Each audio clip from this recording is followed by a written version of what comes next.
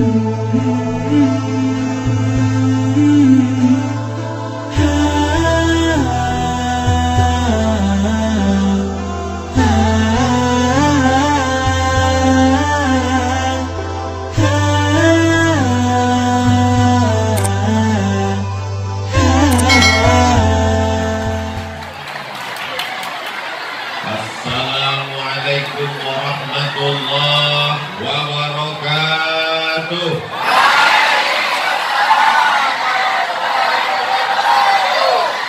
Kaifa halukum?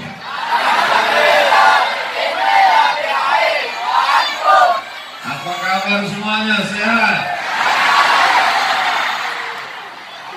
Anak raja membeli katun. Katun dicuci memakai air. Saya tidak lagi berpantun. Sudah dihabiskan Ustadz lalu Muhammad Baihaqi Tahir. Dia sudah berpantun 3, jadi sudah habis. Kalau Tuhan pergi ke Makkah, jangan lupa bawa celana. Sudah lama saya ceramah, baru ini nggak tahu mau menghadap kemana. Menghadap ke kanan, menghadap ke kiri, menghadap ke depan. Biasanya ceramah itu jamaahnya 1 level saja. Tapi di pesantren Al-Badriyah jamaahnya seperti di surga Jannatul Firdaus. Sampai ke atas. Semuanya dimuliakan Allah Subhanahu wa taala. Dari yang tinggi kuasanya sampai yang rakyat jelata. Yang sama-sama kita hormati, kita sayangi, kita cintai Tuan Guru Haji Lalu Muhammad Tahir Badri, pendiri, pengasuh, pembina Pondok Pesantren Al-Badriyah. Mudah-mudahan dipanjangkan usia beliau, diberikan kesehatan zahir dan batin, sehingga ilmunya dapat mencerahkan kita semua, insya Allah. Yang sama-sama kita hormati Tuan Guru Haji Lalu Muhammad Badruddin, Ustadz Lalu Muhammad Tahir MAG, Ustadz Haji Lalu Muhammad Baihaqi Tahir MPDI, Bapak Gubernur ataupun yang mewakili yang sampai hari ini belum juga sampai, Bapak Kapolres, Bapak Dandim, Bapak Babinsa, Bapak Babin Kamtibmas, Bapak-bapak, tuan-tuan guru, hadirin hadirat, muslimin muslimat, mukminin mukminat yang belum kawin dan belum sunat, semuanya dimuliakan Allah Subhanahu wa taala. Amin. Amin ya rabbal alamin. Hari ini tanggal 1 Muharram 1444 Hijrah, tausiah ceramah pertama saya di hari pertama di tahun 1444 di Pondok Pesantren. Bukan di kantor, bukan di stadion, bukan di tanah lapang, tapi di tempat yang penuh dengan keberkahan, Pondok Pesantren Al-Badriyah. Amin. Di hari pertama, hari Ahad tahun 1444 Hijrah, tanggal 1, orang pertama Tuan Guru yang saya dengar ceramahnya yang membangkitkan semangat saya, Tuan Guru Haji Lalu Muhammad Tahir Badri. Mudah-mudahan bersama di Al-Badriyah, bersama pula di surga Jannatul Firdaus. Amin ya rabbal alamin. Hari ini Pondok Pesantren Al-Badriyah peringatan milad hari jadi yang ke-36 tahun. Tidak jauh-jauh beda seperti umur saya. Saya lahir 1977, sekarang 2022, ya sekitar 25-26. Nampaknya banyak yang tidak setuju Tuan Guru. Tuan Guru 70 tahun beliau mengatakan masih muda, karena sesungguhnya masalah tua itu adalah masalah rasa.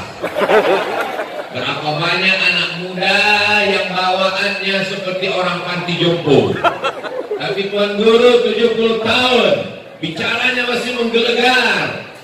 Dan saya senang sekali melihat beliau memberikan kata sambutan, semangat, walaupun beberapa kosakatanya saya nggak paham. Tapi saya senang, ada aura, ada sesuatu yang membuat kita bersemangat. Mudah-mudahan para santri, para santriwati semuanya menjadi orang-orang yang luar biasa di masa akan datang. Santri-santri alumni Al-Badriyah orang yang luar biasa. Kalau Abdul Somad biasa di luar.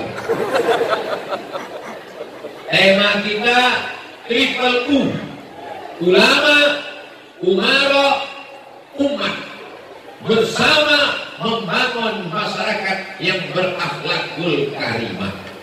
Mana tahu nanti ada yang nanya, kapan tadi yang ceramah? Ustaz Somad, apa judulnya? Gak ingat. Mudah ingatnya.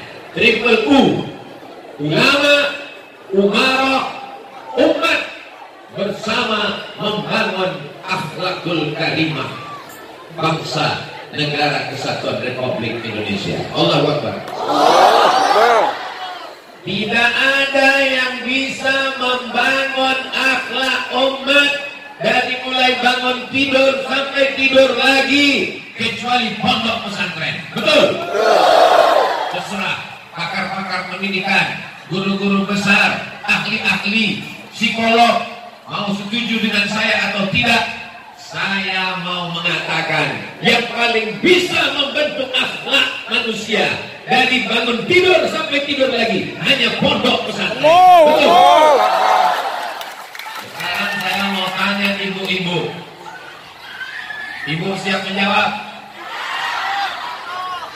Ibu sanggup nggak membangunkan anaknya setiap hari jam 4 subuh untuk tahajud?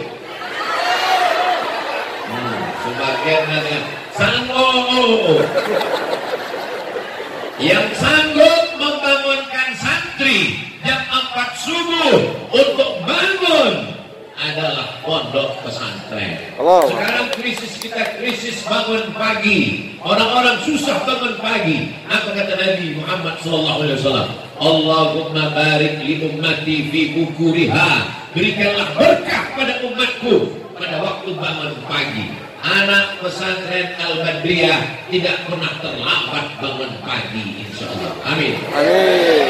Jadi kalau ada bapak ibu yang terlambat bangun pagi, anaknya sudah daftar, bapak ibunya daftar juga. Allah bisa karena biasa. Jadi kalau anak-anak pesantren mau masuk polisi dan tentara, kira-kira lulus apa tidak? Lulus! Karena mereka sudah dididik untuk disiplin bangun pagi, disiplin untuk melawan tidur. Mereka bukan hanya bangun ketika as-salatu khairum minan naum. As-salatu khairum minan naum. Kata handphone. Handphonenya sudah bangun. Yang punya handphone bangunnya jam 8. Namanya smartphone, handphone cerdas. Yang punya handphone bodoh. Itu tidak terjadi di pondok pesantren. Saya awali dari bangun tidur. Setelah bangun tidur, santri akan mandi bersih. Kalau tidak mandi, dia akan malu dengan temannya, diejek. Kenapa kamu tidak mandi? Jorok, bau. Di rumah ibunya memanjakan. Mama, hari ini nggak mandi ya? Nggak apa-apa, ini kan tanggal merah. Mama juga nggak mandi 3 hari. Yang penting make up-nya 3 inci. Di pesantren, santri-santri bangun, sehat. Setelah itu mereka lalu tahajud. Setelah tahajud, zikir, menunggu azan subuh. Setelah itu mereka sholat subuh berjamaah. Man sholat subuh fi jama'atin, siapa yang sholat subuh berjamaah, faka'annama shallal laila kullah, dapat pahala seperti sholat sepanjang malam. Mudah-mudahan kita bisa meniru santri-santri Al-Badriyah. Lalu kemudian setelah itu mereka membaca Al-Quran sampai terbit matahari. Setelah membaca Al-Quran, lalu kemudian mereka sarapan, masuk kelas sampai azan zuhur. Setelah itu makan siang, masuk kelas sampai sore asar.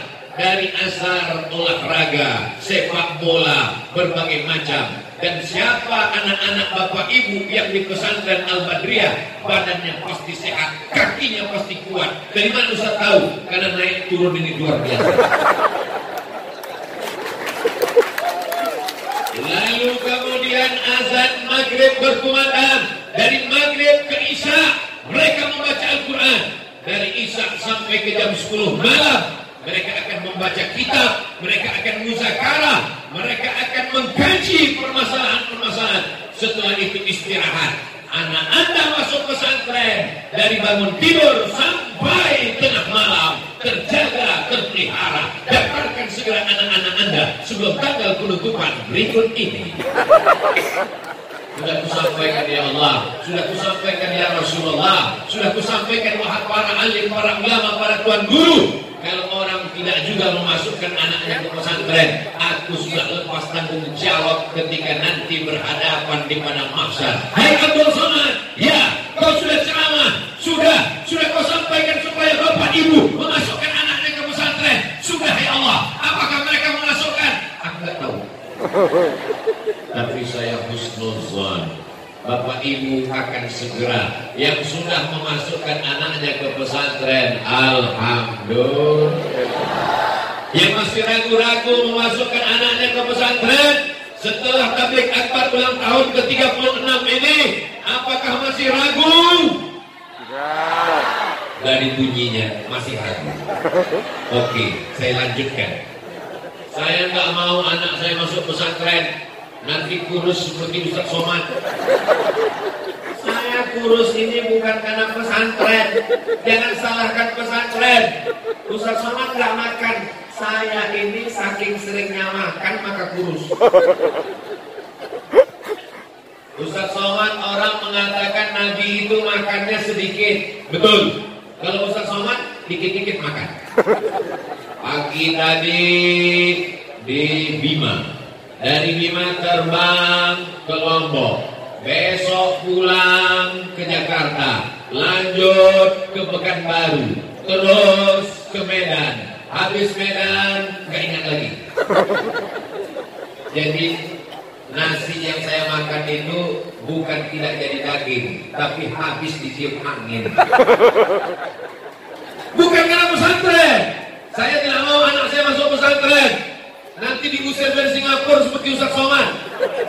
Bukan salah pesantren. Tidak ada alasan untuk tidak memasukkan anak ke pesantren.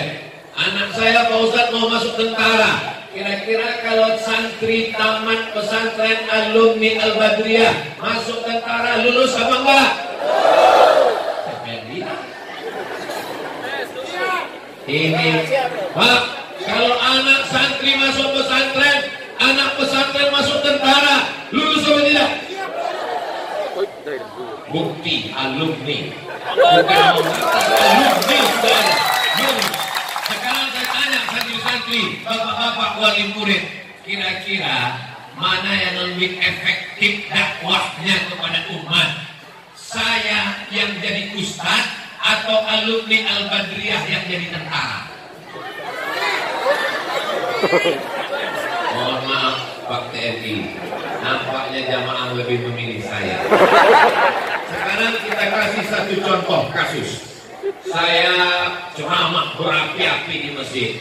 Jangan minum khamar, jangan main judi, jangan pacaran. Begitu keluar dari masjid, jumpa anak muda gonceng cewek. Lalu saya tegur, kamu jangan pacaran. Turun dia dari motor, dia ngejek saya. Dia mau Somad. Urus saja surgamu, jangan urus nerakaku. Saya nggak bisa melawan karena saya takut. Bayangkan kalau yang ngomong itu adalah santri tamat pesantren Al-Badriyah dengan seragamnya, dengan pistolnya, dengan pangkatnya, ketemu sama orang main judi pakai narkoba. Jangan main judi, jangan pakai narkoba, jangan pacaran. Kira-kira orang lebih takut sama Ustaz Somad atau tentara? Tadi katanya Ustaz. Betapa cepat kau berpaling dari.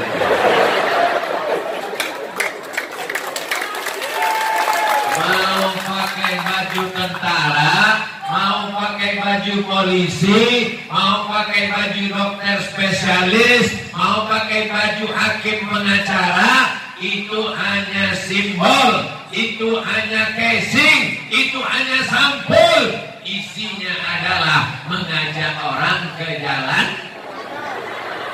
Allah, kok jalan Sudirman?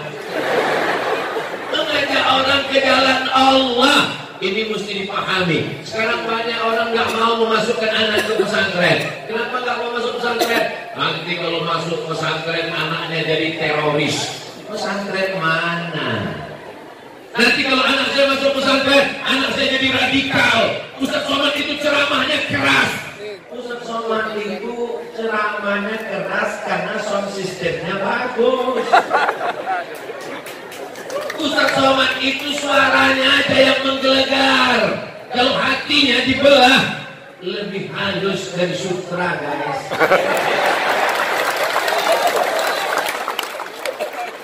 Saya mau mendoakan santri pesantren Al-Badriyah mau jadi tentara, belum didoakan sudah ada yang jadi. Karena hari ini ulang tahun yang sebenarnya setengah abad. Karena kiai pulang dari pondok umur 20, sekarang umur 70 mendirikan pondok pesantren. Tapi kalau dihitung dari hari peresmiannya oleh Pak Gubernur Nusa Tenggara Barat, memang 36 tahun. Bapak Ibu mesti ingat sejarah ini. Kalau pulang ditanya, ulang tahun keberapa? 4. Aku terpukau dengan Ustaz Somad tadi.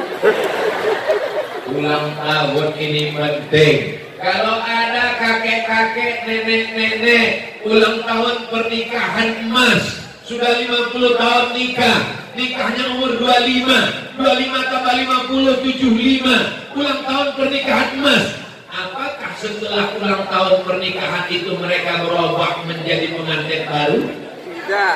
Enggak, mereka tetap tua. Mereka tidak berubah jadi muda. Lalu kenapa dibuat ulang tahun? Membangkitkan semangat kembali. Jangan sampai santri kita kena penyakit 5L. Lemah, letih, lesu, letoy, loyo, lumlai, mati. Mudah-mudahan setelah ini semangat semuanya. Amin. Amin. Abdul Somad kelihatannya ceramah, Abdul Somad kelihatannya tausiah, tapi sebenarnya Abdul Somad datang ke pesantren Al-Badriyah mengambil ilmu inspirasi dari kiai, dari tuan guru. Allahu Akbar. Saya merasa sangat terlambat. Tuan guru sudah bangun pondok umur 20 tahun. Tuan guru masih semangat di usia 70 tahun. Apa yang Ustaz Somad pikirkan ketika Tuan Guru tadi mau bicara? Dalam hati saya, kira-kira aku umur 70 masih ada enggak? Kira-kira umur 70 nanti aku masih bisa memberikan kata sambutan semangat seperti Tuan Guru atau tidak ya? Kira-kira jamaah, Ustaz Somad kalau umur 70 nanti masih bisa ngomong apa enggak? Alhamdulillah, doa orang-orang soleh sebanyak ini di tanggal 1 Muharram, bulan mulia, hari baik, bersama orang-orang mulia, di tempat yang mulia. Kabulkanlah doa kami ya Allah. Amin. Semua yang hadir-hadir ini, yang belum anaknya mau masuk pesantren, mudah-mudahan dibukakan pintu hati anaknya. Yang belum dibukakan pintu rezeki, bukakan pintu rezeki ya Allah. Yang belum menikah, jumpakan dengan jodoh-jodohnya ya Allah. Yang bilang amin, yang belum nikah aja.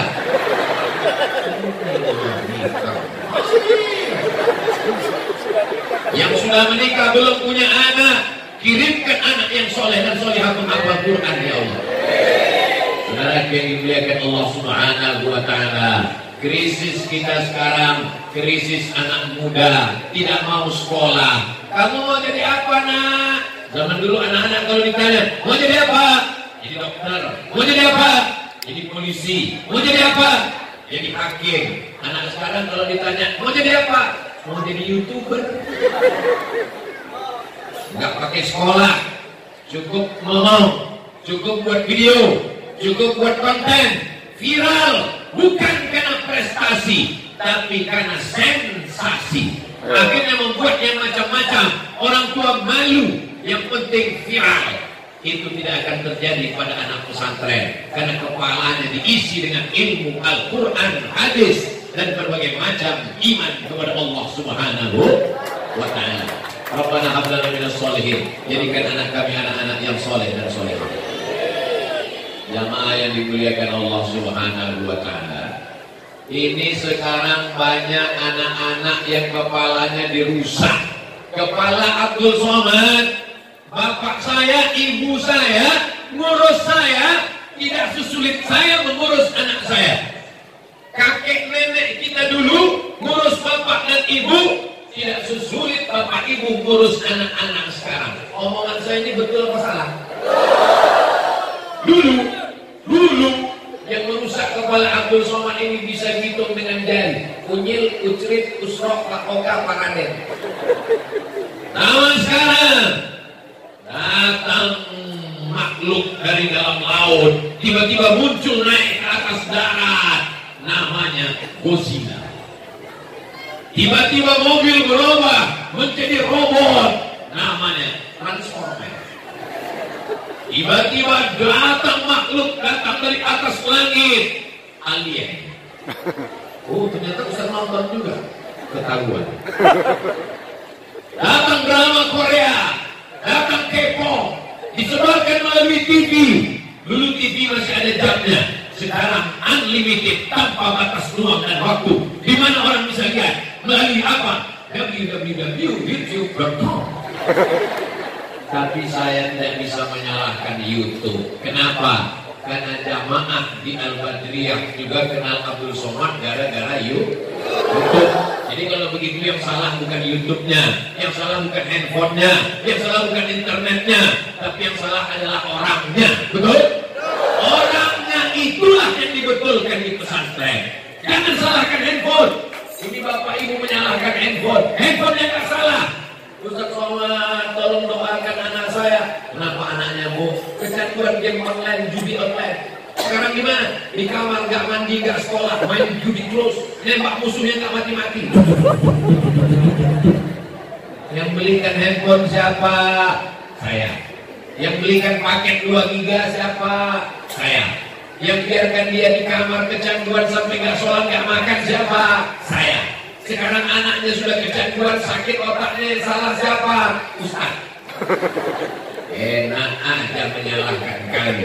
Kullukum ra'in. Setiap kalian adalah pemimpin, orang tua, bapak, ibu.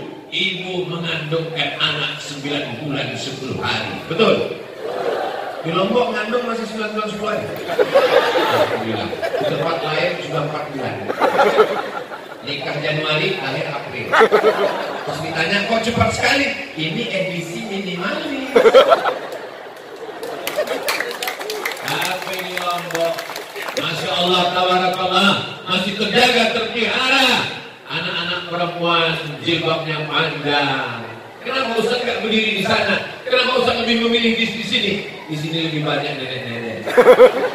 Jadi saya gak kena fitnah. Nanti kalau di upload, rekam di tengah, di komen di bawah. Ustaz Somad dekat sama santri, Ustaz gatal.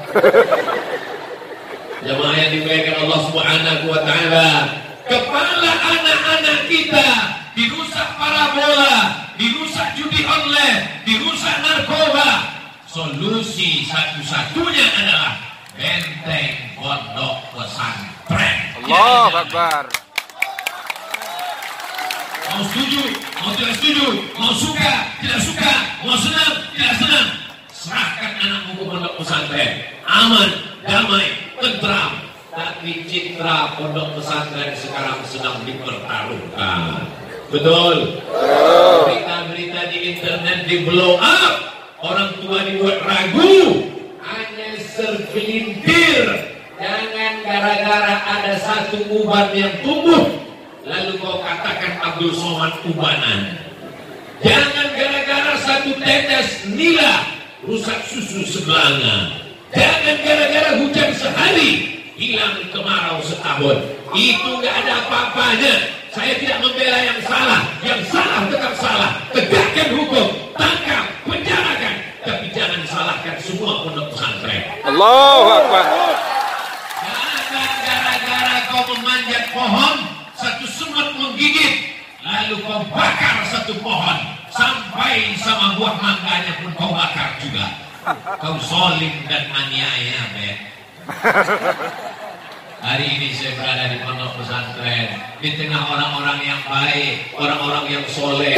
Doakan supaya anak Ustaz Abdul Somad jadi penghafal Quran. Doakan supaya anak keturunan Ustaz Abdul Somad selamat dari narkoba, selamat dari zina, selamat dari LGBT, selamat dari kecanduan game online. Ustaz Somad yang didoakannya anaknya aja. Anak kami Pak Ustaz, saya sedang mancing jamaah. Ternyata jamaah ini hatinya tulus dan ikhlas. Walaupun saya mengatakan anak saya, tapi mereka mengatakan amin. Ketika kau katakan amin, disitulah Allah mengirimkan malaikat. Apa kata malaikat? Amin. Kabulkan doa orang yang hatinya bersih. Walaka misluh. Anakmu pun juga akan menjadi anak yang soleh dan soleh. Allah. Amin ya Rabbal. Allahumma salli ala sayyidina Muhammad wa asli zalimin bizalimin wa akhrijna min bainihim salimin wa ala alihi wa sahbihi ajma'in. Sallallahu rabbuna ala nuril mubin Ahmad al-Mustafa sayyidil mursalin wa ala alihi wa sahbihi ajma'in wa ala alihi wa sahbihi ajma'in. Sallallahu alaihi Nabi. Ustaz bersolawat. Saya mau ngasih tahu, anak pesantren itu bukan cuma bisa ceramah teriak-teriak. Anak pesantren juga suaranya bagus. Betul? Kalian pikir kalian di luar aja yang bisa nyanyi? Ini sekarang banyak anak-anak di luar sana nyanyi lagunya. Dia yang nyanyi nggak ngerti, yang dengar pun nggak paham. Teman-teman, lagunya I want to break free. Pas ditanya artinya apa? Entah.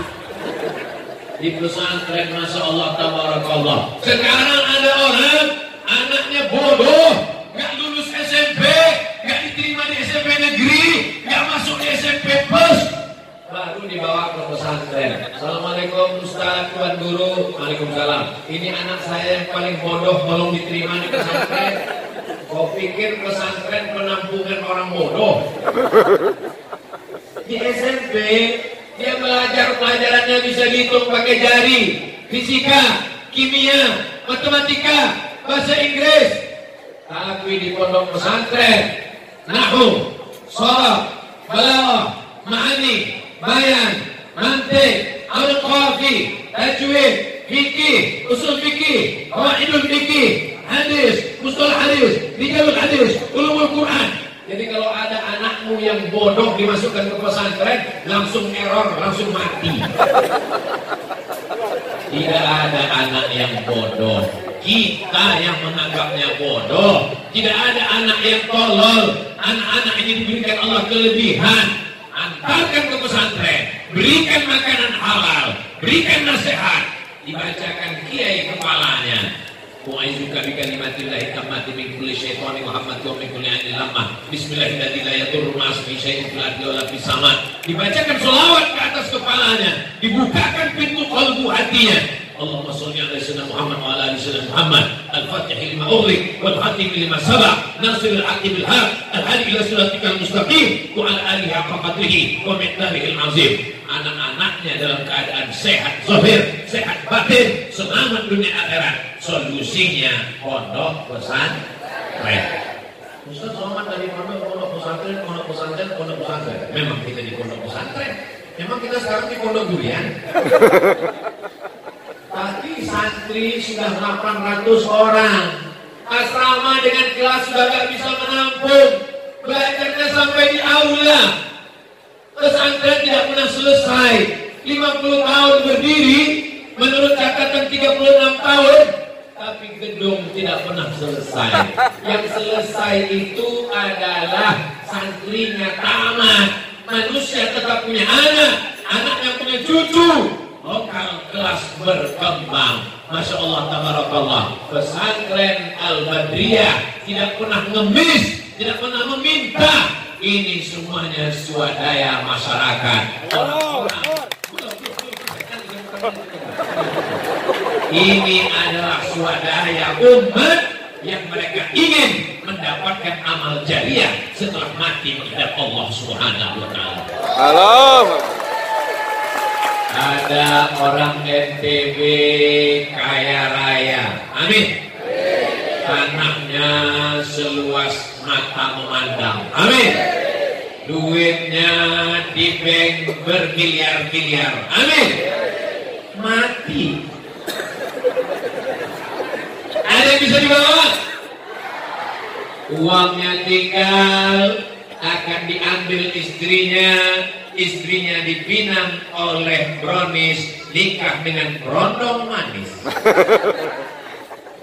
Ada perempuan punya gelang, punya cincin, punya anting, punya rantai, emasnya banyak. Amin. Ninggal. Ada orang Lombok ninggal bawa emas. Tapi kalau kau belikan 2-3 saksmen, dibangun ke kelas pesantren, anak-anak belajar pagi, petang, siang, malam, mengalir pahalanya sampai hari kiamat. Allahu Akbar. Saya cuma ngomong, kalau setelah ini ada orang yang datang ke tuan guru bawa semen, berarti dia sedang menyelamatkan dirinya. Tidak menyelamatkan ke pesantren, karena pesantren akan tetap ditolong Allah. Al-Islamu ya'lu wa la yu'la alaih. Pesantren akan tetap berdiri, akan tetap tegak. Jangan kau katakan pesantren mengemis, meminta. Jangan katakan kau senang menolong pesantren. Kalau kau bawa 2-3 sak semen, batu kerikil dan batu bata, sesungguhnya kau sedang menolong dirimu di hadapan Allah Subhanahu wa taala. Allahu Akbar. Banyak orang sekarang otaknya sungsang. Dia bawa semen, lalu dia katakan, saya sedang menolong pesantren. Omonganmu salah. Kau sedang menolong dirimu di hadapan Allah Subhanahu wa taala. Karena kalau uangnya tidak kau berikan ke semen, batu bata, ke kelas, maka sesungguhnya uang itu akan hilang menjadi asap, dihembus angin, tak bermakna sama sekali. Tapi kalau kau bangunkan ke kelas, anak-anak baca Quran, anak-anak sholat, dibangunkan ke masjid, dibangunkan ke asrama, sampai hari kiamat, karena tanah wakaf, gedung wakaf, aula wakaf, kelas wakaf, masjid wakaf, tanah wakaf, la yuhabu, tidak boleh dihibahkan, wala yurazu, tidak akan diwariskan, wala yuba'u, tidak akan diperjualbelikan. BPN, Badan Pertanahan Nasional, tidak akan merubah nama, karena itu merupakan undang-undang dasar di negara Kesatuan Republik Indonesia. Allahu Akbar. Allah. Kenapa Ustaz Somad teriak Allahu Akbar? Karena biasanya kalau udah cerita wakaf, sedekah, infak, setannya banyak. Betul? Tuh, pada ngaku. Selesai tausiah, jamaah pun datang menemui Ustadz Kiai Tuan Guru. Assalamualaikum. Waalaikumsalam. Saya mau memberikan bantuan satu kelas. Mantap. Tapi ini DP-nya dulu 1 sak semen. Mana cukup. Tapi kalau kita beramai-ramai, 1000 orang, 1 orang 1 sak, 1000 sak. Wa ta'awanu 'alal birri wa taqwa. Kullu mri'in tahta zilli shadaqatihi. Yang di atas naungannya pohon kayu, yang di bawah naungannya paranet. Jadi nampaknya cahaya matahari nggak begitu tembus, tapi kalau hujan masa kuyup. Yang paling mantap atapnya apus. Nanti kira-kira di akhirat ada atap nggak di padang mahsyar? Kullu mri'in tahta zilli shadaqatihi. di padang mahsyar kita akan bangkit. Tidak ada atap, tidak ada tenda. Di sana ada tenda. Wahai bapak-bapak penyewa tenda, penyewaan tenda. Ingat, kalau sudah mati, orang mati, walaupun dia tukang penyewaan tenda, belum pernah saya lihat orang tukang sewa tenda mati bawa tenda. Tukang payung nggak mati bawa payung. Begitu juga dengan Ustaz Somad nggak mati bawa mikrofon. Yang mau bawa mati adalah amal soleh, bukan Somad. Kullu mri'in, semua orang taktazil li sadaqatihi. Tenda akan hilang, pohon kayu akan tercabut, atap akan terbang. Jangankan atap, gunung Rinjani yang begitu indah, besar.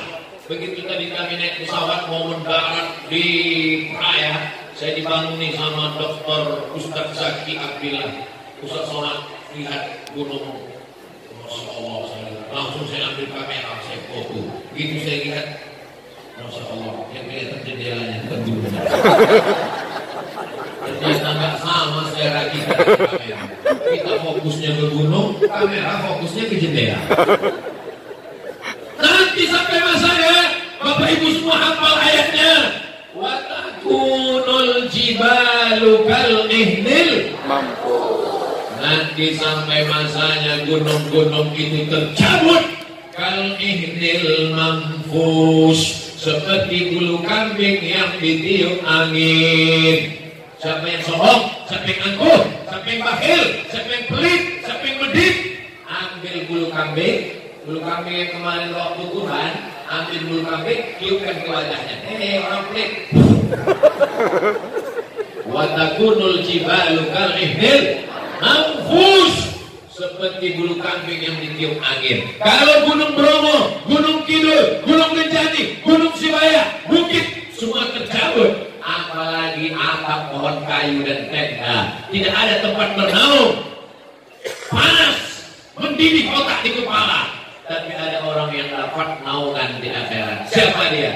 Kata Nabi, kullu mri'in tahta zilli sadaqatihi. Orang akan bernaung di bawah sedekah.